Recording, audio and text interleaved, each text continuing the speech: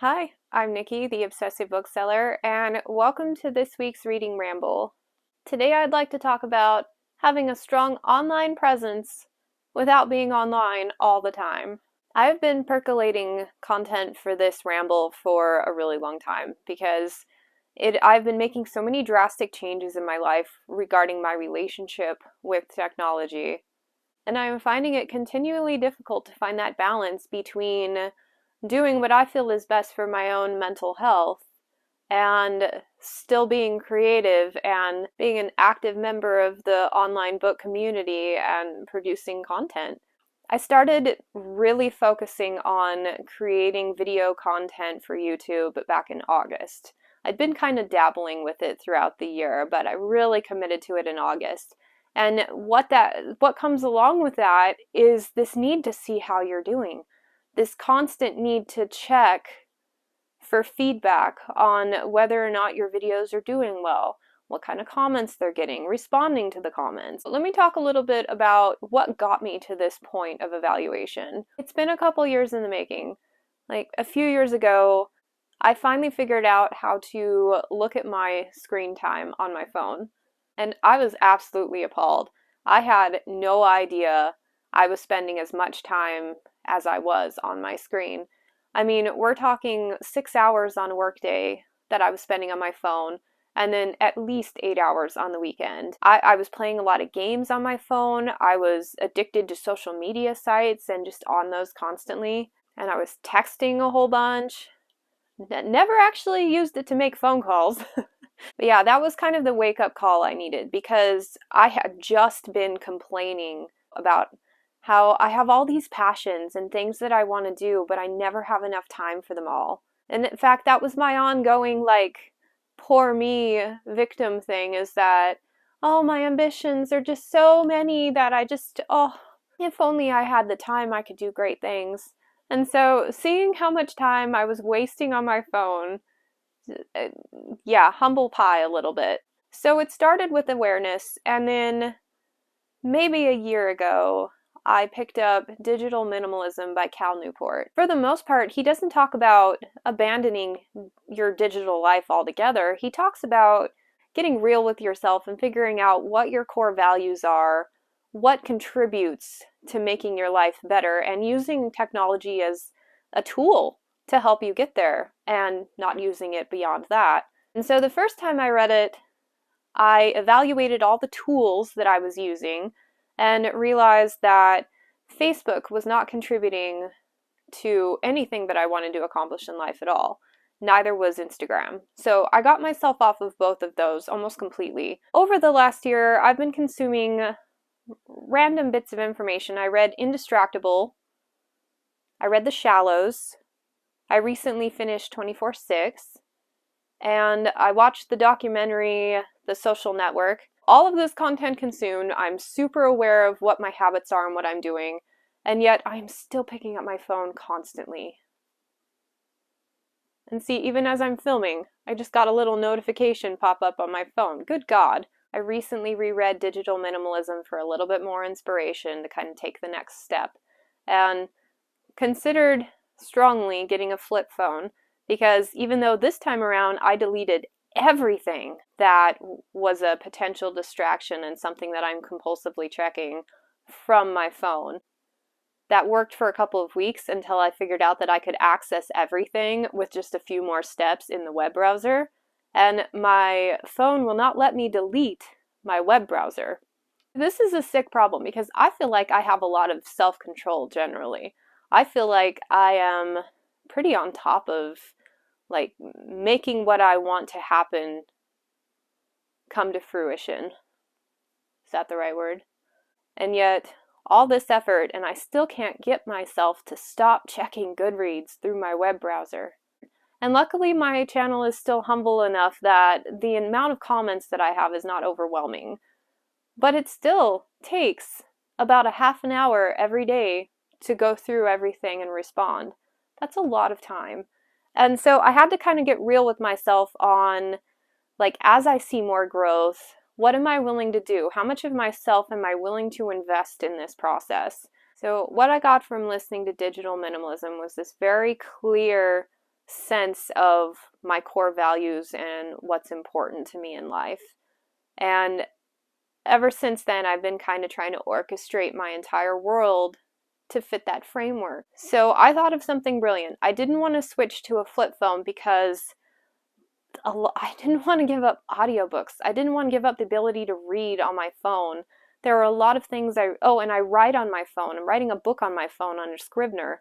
So there are a lot of tools that I find add a lot of value to my life on there.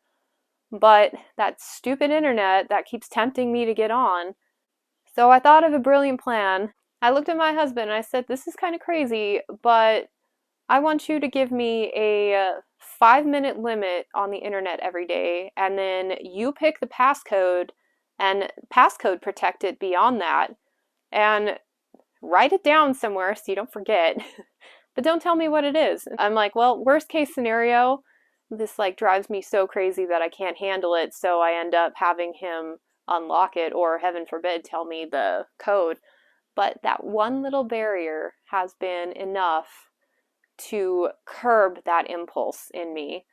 It's amazing. I find myself, if I do pick up my phone compulsively, which I did for the first couple of weeks, I'd go in and then I'd immediately go back out and I'm like, wait, I only have 5 minutes. I don't want to waste it on that. It'll take me 5 minutes just to respond to one comment, and then where will I be? And it's been working awesome. I have limited all of my social interaction to between other things at work. And so I've been trying to set that like strict time. Okay, right now we're doing comments, great. And even then, I'm still struggling a little bit on not completely distracting myself throughout the day by hopping on Goodreads. It's a fine line. Remember at the beginning where we all started, where I was on my phone on average like 6 hours a day. Right now, I got 5 minutes for the internet. So we're counting that because I do max out almost every single day, but usually in the evening when I'm like, oh, okay, it's almost midnight. I've got like a couple things that I was interested in doing, so let me just do that real quick. Great, I had time left. I use my phone for recording and editing videos, which I don't count as part of my technology ban because it's a tool. I definitely don't use that compulsively, like, oh, let me edit a video because I just can't stand life right now. Like, that's, I no longer use it for YouTube viewing, which was really hard. I'd limit myself to like while I'm at work doing other things, I can have a YouTube video on, but I can no longer walk around my house glued to YouTube on my phone. That took out at least an hour a day. I don't count time that I listen to audiobooks on my phone and have the screen open. I don't count time where I have the screen open to read a book or to write a book. I don't count any of those as part of it because they are tools and they are enhancing my life. And like I said, none of it's compulsory. And that only leaves text messaging. And I still average about half an hour a day on text messages. So figure all that together plus whatever odds and ends, another 5 minutes there. So I have gotten myself from 6 hours a day on average on my phone to 40 minutes. 40 minutes. Oh my gosh. Do you have any idea how much extra time I now have to chase my ambitions? Like, this is insane. I completely gutted and cleaned my office at work and did projects that have been sitting there for years. I have been able to get not only caught up with content, like as far as like review writing and stuff, but I've been able to get ahead with content. So no longer am I spending weekends doing last minute edits and uploading because I didn't have time during the week. No, I'm ahead of schedule. That means shit can hit the fan and I can still function because I've got at least a couple of videos ahead, like scheduled out. Oh my gosh. And what does that do? That frees up so much time for creativity where I can think of cool ideas on more content to create. I can think of more cool ideas for like projects that I want to do in my personal life. And yeah, it works. Not even to mention how much more time I have for actually reading. I spent more time thinking about the books that I wanted to read and scrolling through them like my list on Goodreads than I did actually reading the books. And even 15 minutes a day taken away from that and put on a physical book in my hands has been so good for my soul.